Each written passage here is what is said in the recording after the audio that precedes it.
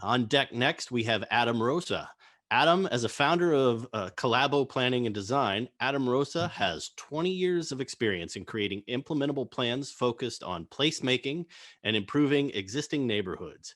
In his work with communities nationwide, Adam continuously strives to generate creative ideas and solutions that capture the culture, spirit, and potential of local residents. Now presenting youth engagement in planning and urban design, here's Adam. Take it away. All right. Well, thank you very much, Brian. And if if it's true that I really get bonus points for having adorable children in my presentation, I may get the high score on this one. So we'll see. But I'm really here to talk about youth engagement in planning and urban design, why it's really important. So as Brian mentioned, I have about 20 years of experience in planning and community revitalization work. I was a graduate of the class of 2000, the urban planning. And this spring of this year, I made the leap. It made the really insane decision to start my own practice about a week before a global pandemic. So my practice is really focused on creating lasting impact through authentic collaboration, early action, and community empowerment. And one of the things that I'm really focused on is centering my engagement around local youth and then growing it from there. So over the 20 years, I've had the experience to work in a number of very diverse and unique communities, which you can see on the postcards on the screen, everywhere from Honolulu, Hawaii to Brownsville, Texas on the border, all the way up to Flint, Michigan. So I've learned a lot through these experiences, and I'm really hoping to craft an approach through this learning that really goes beyond a more traditional planning firm and really looks at authentic empowerment and action. So this is your typical community meeting, if you've ever been to one. It's usually held sometime between 6 and 7 o'clock, usually on a Tuesday, Wednesday, or Thursday, usually in a gym or a cafeteria. And the average age of participants is usually, I would say the median age is around 60. If you add up, if you kind of take all those people in the room. So obviously we're only reaching a certain segment of the population when we hold a traditional meeting, which is why an approach that really focuses on engaging young people is important in the design process. So this is kind of the flip side of that. This is a planning and design charrette that I held in Austin, Texas, at a public housing site that I was working on in terms of looking at a redevelopment of the site in the context of a larger neighborhood plan.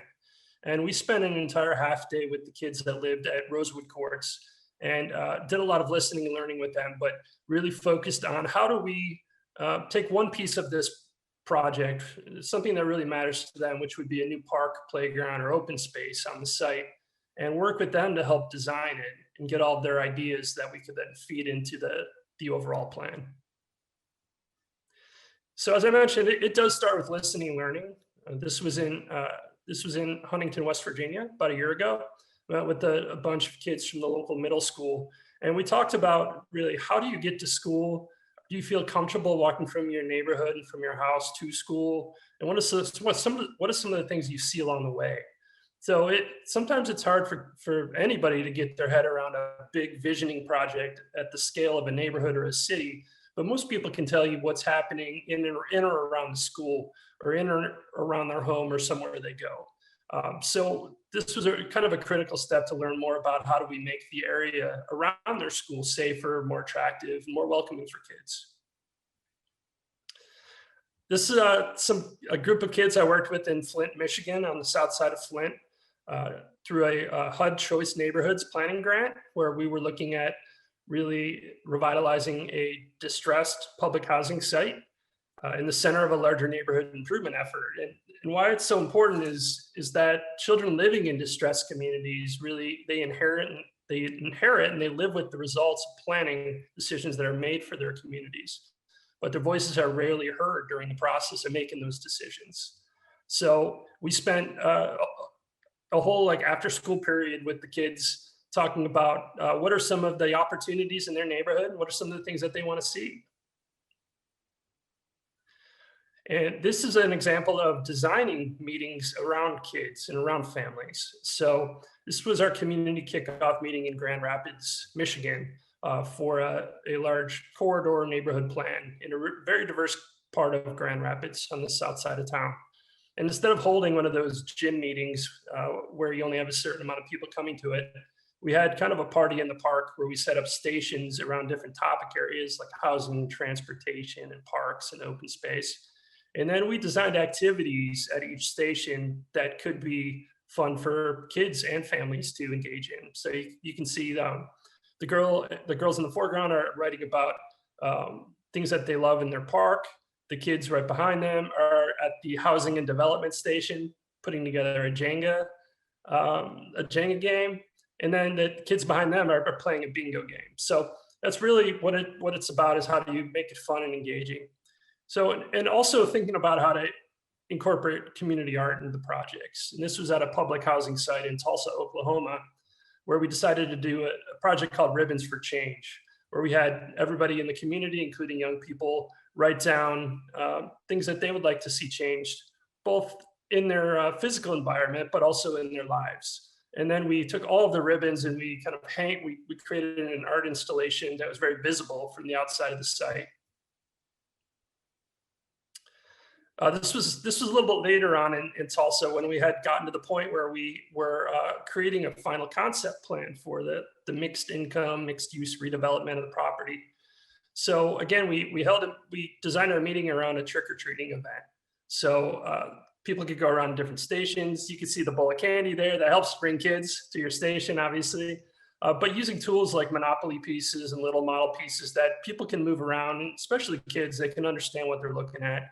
So this gentleman is telling us about where he lives currently, and then looking at the small park that we were designing across the street and telling us about some of the things he'd like to see in that park. And this is another example of making things fun. So we held a community engagement event kind of in tandem with the World Cup Championships. And this was in Easton, Pennsylvania. So you can see we put the screen in the park behind there. This is a hopscotch game where kids are actually going through like the planning process from kickoff to visioning to implementation, and they're hopscotching through it. It's just a fun way to kind of explain some of these concepts. These were some of the kids that came to the event, and they were giving us. They just kind of wandered in because they saw it was happening and they heard the music, and we got feedback like, my vision for the West Ward is a skate park, and these kids are really passionate about that. So it was something we included in the plan. One of the things that works really well with getting young people involved, and it's something that I've learned over the years, is that they want to be involved in action projects and actually physically making changes in their community. So this was a group of teenagers in Brownsville, Texas, working in the Buena Vida neighborhood and going out and cleaning up graffiti across the street from their home. And so getting them involved in the action actually helps to build positive momentum for talking about some bigger visioning elements. This is a group of kids, I call them kids, but they're probably about 18 years old at Bowling Green State University. I was working on a plan there. And we were holding a festival called Court Street Connects, where we installed a temporary bicycle lane and kind of created an event around it. So these kids actually got together and built all of our street furniture for the event just out of recycled pieces. And it got them really excited. And it was part of one of their classes. And then on the next slide, you can see how this actually came to be. So you can see some of the furniture that they created out of pallets being used at the event. You can see the bicycle lane that we installed. And then all the furniture that they designed and built got auctioned off, and the proceeds of that went towards improving the local neighborhood park. So it gave them a sense that what they were doing was really meaningful. And these are some of my friends down in Mobile, Alabama. Just a kind of a simple community neighborhood cleanup day, but getting the adults involved, but also the kids in getting out into their community and making a positive and tangible change. But also it's about designing spaces for kids and improving spaces. So in Brownsville, there was a park in the center of the neighborhood that was kind of a no-go zone. It was a place where drug dealers tended to hang out, as well as homeless folks.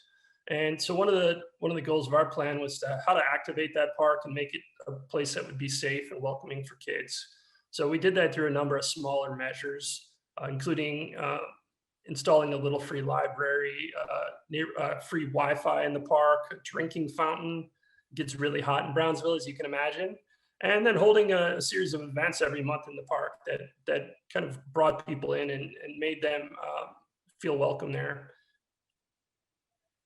And it doesn't hurt when you can get the luchadores to your events. So obviously, like, bringing in the local talent will definitely make kids want to be excited and involved in the process. So whenever we can do that, we try to tap into the local talent and the local culture.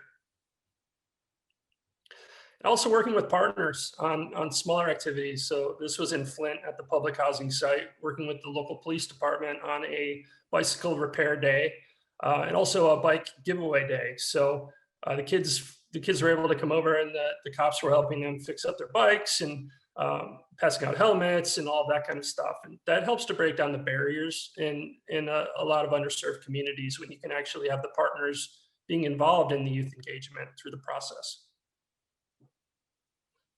And if you get the kids involved, you get the parents involved.